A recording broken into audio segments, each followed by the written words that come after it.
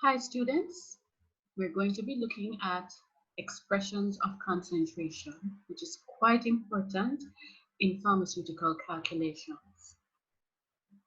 This lecture consists of two parts, and we'll be looking at the first part now. But before we do so, we have to look at the objective for the lesson. At the end of the lesson, you should be able to define the expression of concentration, namely percentage weight in volume, percentage weight in weight, percentage volume in volume. Define the expression in terms of ratio strength, milligram percent, and expressions in terms of parts per million and parts per billion. We want you also to be able to convert percentage strength expressions to ratio strength expressions, and also to express concentration of mixtures in percentages, ratio strength, and milligram percent. And of course, we expect that at the end of this lesson, you should be able to apply all of these concepts to questions that will involve all of these expressions. Your reading assignment is the Howard Ansell's Pharmaceutical Calculations. I have here the 13th edition, chapter 6. I expect that after this lesson, you should be able to review the chapter and do the questions at the end of the chapter. Remember that the answers to the questions are also at the end of that chapter. So let's get into business. What is concentration? Many of you have done chemistry already. And if you should look at the definition according to chemistry, it refers to the amount of a constituent or substance, which may be a solid, a liquid, or a gas, that is divided by the total volume of a mixture. In other words, how much of that substance is found in the total mixture or volume of that mixture. And that is in terms of liquid. But you can also find concentration among solids, a powder within a mixture of a powder, or a powder in the mixture of an ointment base or a cream base. So really it is the amount of a substance that is found in the whole of a mixture or a preparation. So if you should do it mathematically in terms of the definition, it is the constituent or the amount of the constituent or substance divided by the volume of the mixture in terms of a liquid, and it may be the mass of a mixture in terms of a powder or a semi-solid such as an ointment or a cream.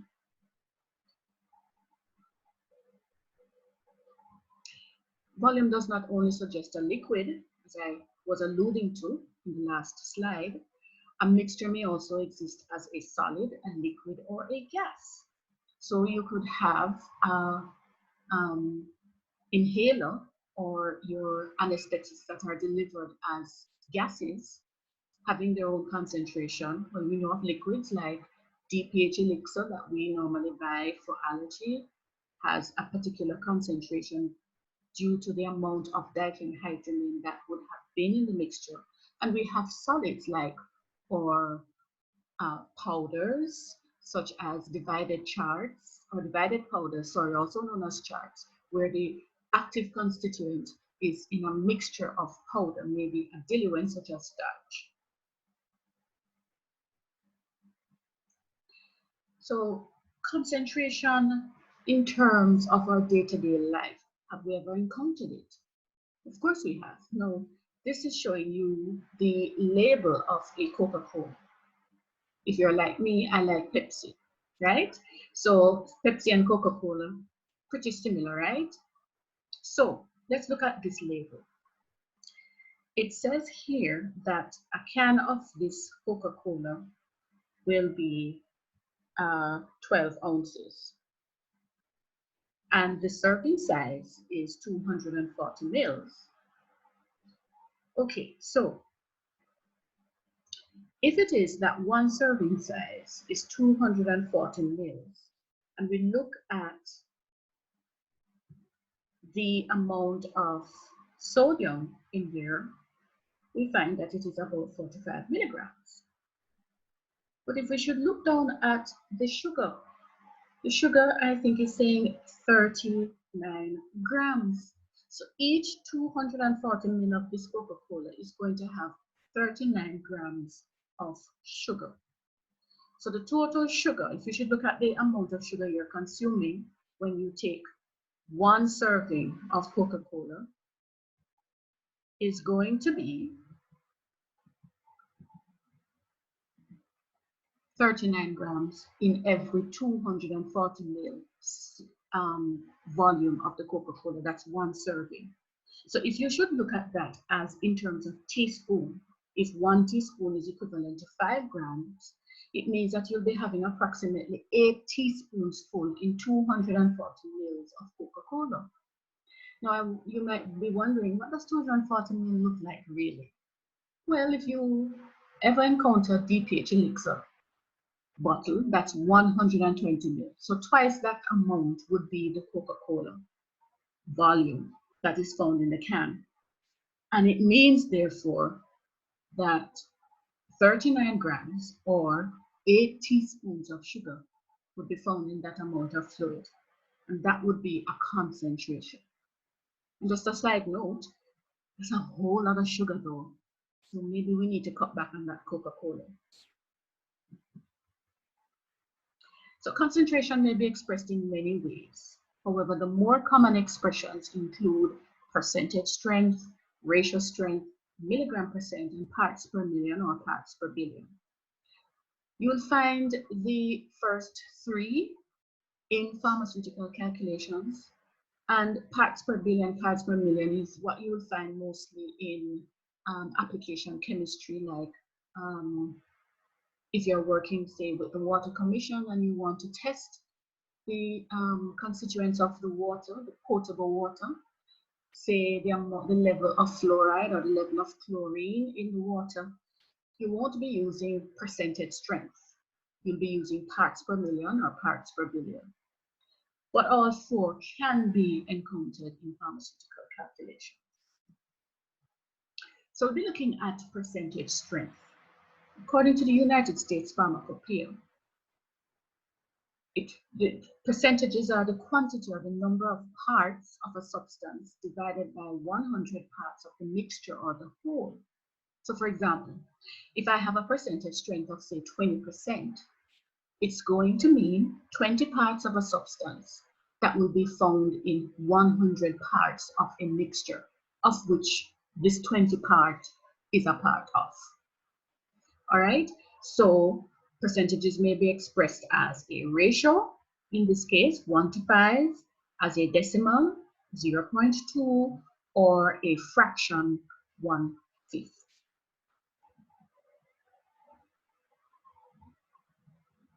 The USP defines percentage concentration of an active or inactive ingredient in a formulation as follows. You may see percentage weight in volume, and the notation you'll see is percentage W/V, which means weight in volume. You may also see percentage volume in volume, which is percentage volume V in V, as in the bracket there, and also percentage weight in weight. What this is saying is that the percentage weight in volume suggests that it is a solid dispersed or dissolved in a liquid, and the percentage volume in volume is the mixture of a liquid in another liquid, while weight in weight is probably the weight of a solid substance or a semi-solid substance within a solid or semi-solid substance. So your ointments may have a powder such as sulfur powder dispersed in, say, an ointment base of soft paraffin, and that is going to be expressed in terms of percentage weight in weight, because you're not taking the volume of the sulfur powder, you're weighing it. Okay, so let's look at percentage strength weight in volume. We were explaining it just in the last slide, so let us look at it in more detail. Percentage weight in volume which expresses the number of grams of a solid substance per 100 ml of preparation. And that preparation could be a suspension, an elixir, a solution. Any liquid formulation will be expressed in terms of a weight in volume concentration once you have a solid substance being dispersed or dissolved within a mixture. And notice I'm saying dispersed or dissolved because there's a difference. In terms of a suspension, the particles are not soluble, they are dispersed in the formulation. In terms of an elixir, the solid ingredient is dissolved in the preparation. So, hence, dispersed versus dissolved. The basic unit of metric measure for weight in this instance is the gram, and therefore it is going to be expressed as the amount of substance in grams divided by 100 milliliters of the mixture. This is just simply saying it is the amount of a substance in grams that you will find in every 100 ml of a liquid preparation, whether it be a suspension, elixir, etc. For example, in preparing a 50 ml suspension of ibuprofen, 2% weight in volume, this will indicate that 2 grams of ibuprofen will be found in 100 mils of the suspension. So every 100 mil of the suspension you're expecting to have or to find dispersed in that liquid or that volume, 2 grams. And notice, percentage strength is every 100 units or 100 parts. So if it is that every 100 mil is going to have 2 grams, then every 50 mil, of course, is going to have half of that. So X is going to be 1 gram. So to prepare 50 mils of this suspension of concentration, 2% weight in volume, we need 1 gram of ibuprofen. I'd like to say here that no matter what volume of the suspension you're making, it will always be 2%, provided you maintain that you are finding the amount in 100 mils or 100 parts, and then from that statement, you will now determine how much of the drug would be found in whatever mils you are trying to make. In this case, it will be 50 mils. So just get it in our heads that percentage strength is the amount found in every 100 parts, whether it be mils or grams, whatever the case may be, whatever you're making. So let's look at percentage strength, weight in volume again, continued. The notation percentage weight in volume indicates that a solid is contained in a liquid. I had alluded to this earlier. Note, this does not mean that 1 gram of drug is dissolved in the 50 mils of liquid, but rather 1 gram of drug is found in the 50 ml of the mixture. If 1 gram of ibuprofen is added to 50 ml of, say, water, the final volume will not be 50 mils, since the solid itself occupies a particular volume. So think of when you're cooking in the kitchen, if you have, say, 10 mils of water and you're going to be putting 2 or 3 teaspoons full of salt in there. When you have through mixing out that salt, provided it will dissolve, you are not going to see the same volume you started out with. It's going to be more than 10 mils because the salt is going to occupy a certain space, even though you're dissolving it. Let alone when you have a powder that is insoluble, not going into solution readily, it means that it's going to displace certain amount of volume, right? So the proper way of making such a mixture is to make it up to volume. So you would have your 1 gram, add sufficient of your vehicle, in this case, maybe it's water, until you reach the 50 mils. And that is going to account for the space of the powder that would have been occupied in the liquid. Now let's look at percentage strength, volume in volume. This is really just expressing the number of milliliters of a liquid substance that will be found in every 100 ml of a preparation. Here, the basic unit of metric measure for volume is milliliter. Now, I want us to pay attention to volume in volume. Once you have volume in volume, it means that both liquids are either going to be miscible with each other or immiscible. So, for example, a miscible liquid that can be expressed in terms of concentration, volume in volume would be our good old rubbing alcohol.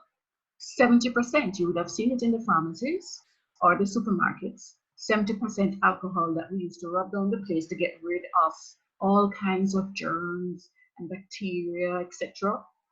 That 70% is saying 70 mils in every 100 mil of that rubbing alcohol. So if I pour off 100 mil of that alcohol, I'm going to find 70 mils. And the very physical chemical property of alcohol suggests that it is miscible with water, meaning that both of them will mix very well together. An immiscible mixture would be, say, an oil and water. What we find in our liquid oral emulsions.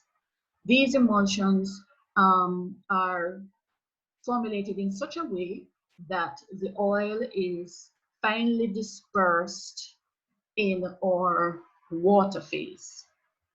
We will not speak a lot about that here because this is not within the confines of this lesson, but just to give you an idea that volume in volume is really a liquid being dispersed or being dissolved within another liquid.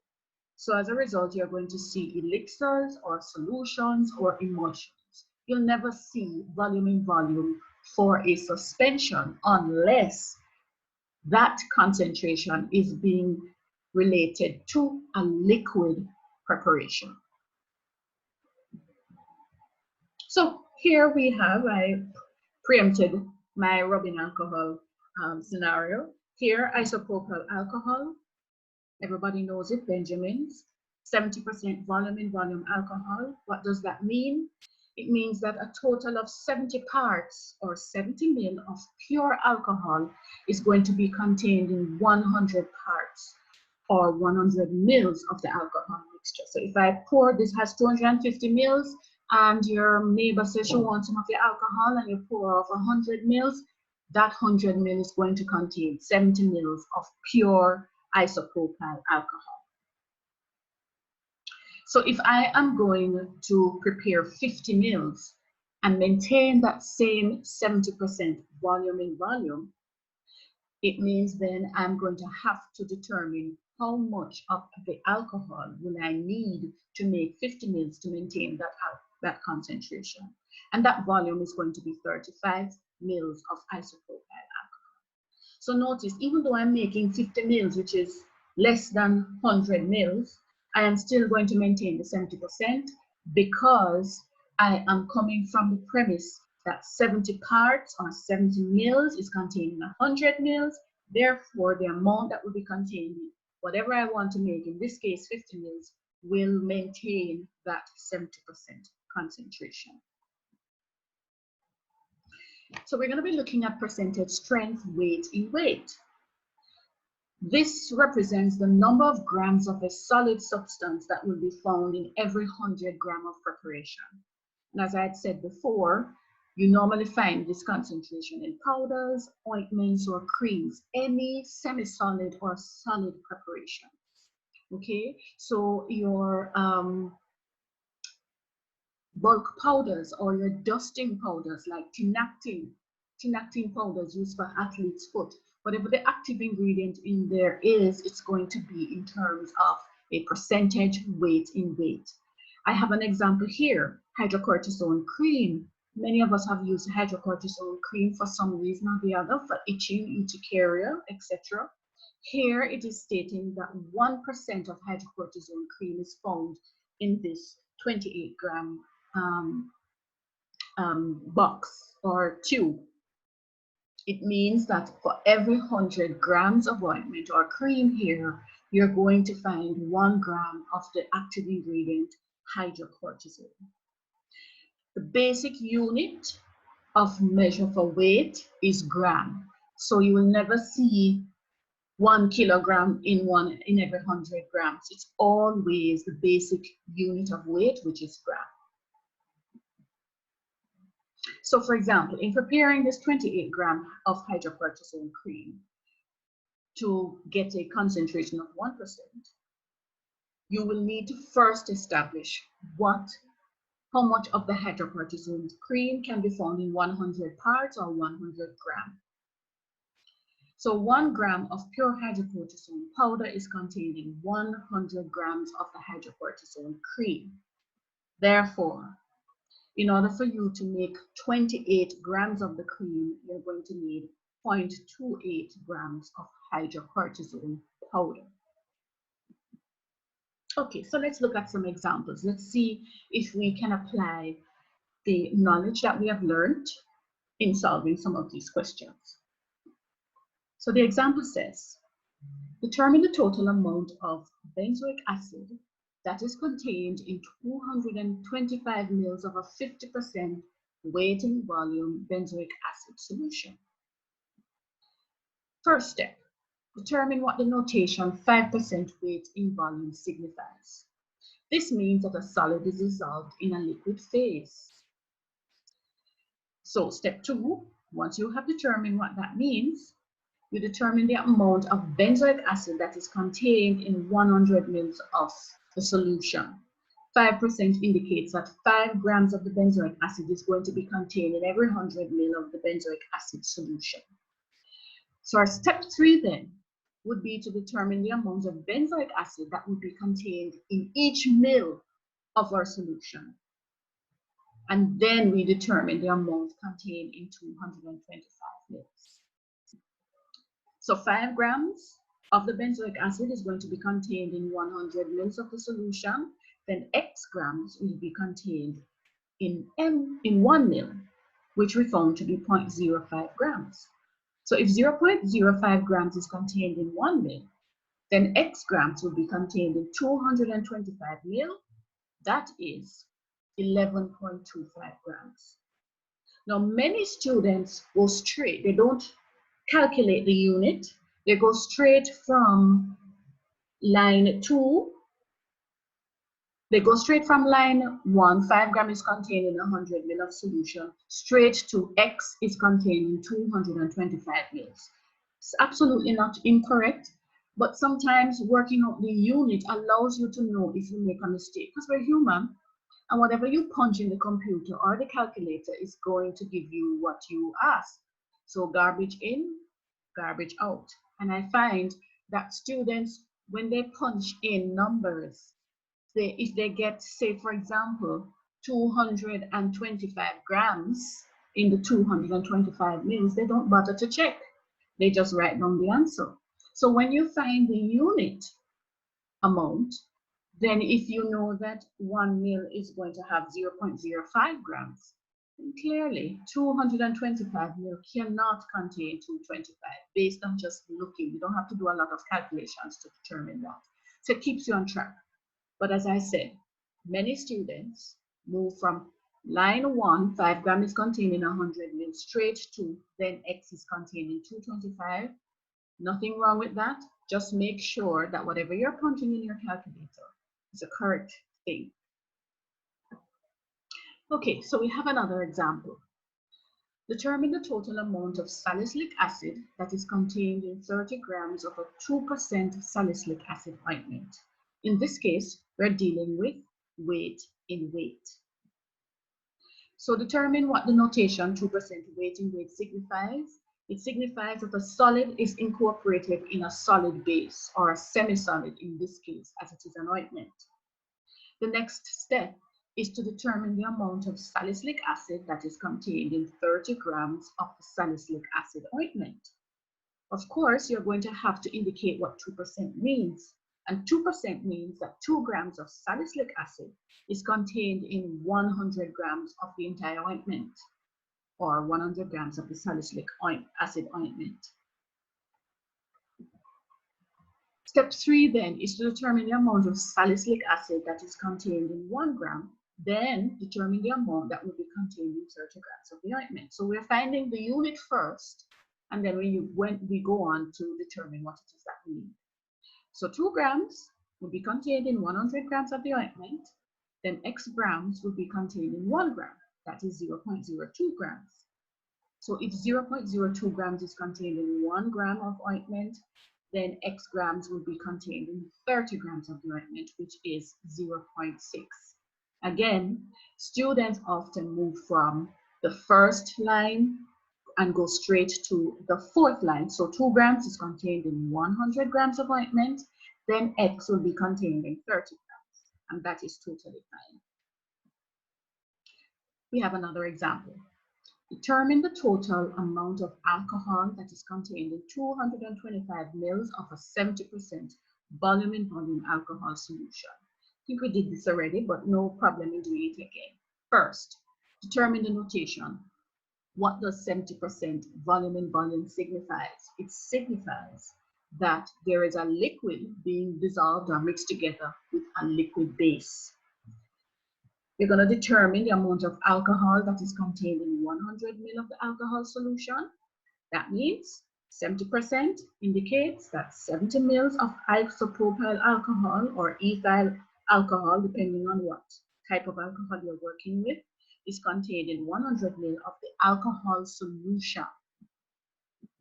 Step 3 is to determine the amount of alcohol that will be contained in 1 ml of the solution, and then from there calculate the amount that will be contained in 225. So 70 ml of the alcohol is contained in 100 ml of solution, then X ml will be contained in 1 ml, that's 0.7 ml.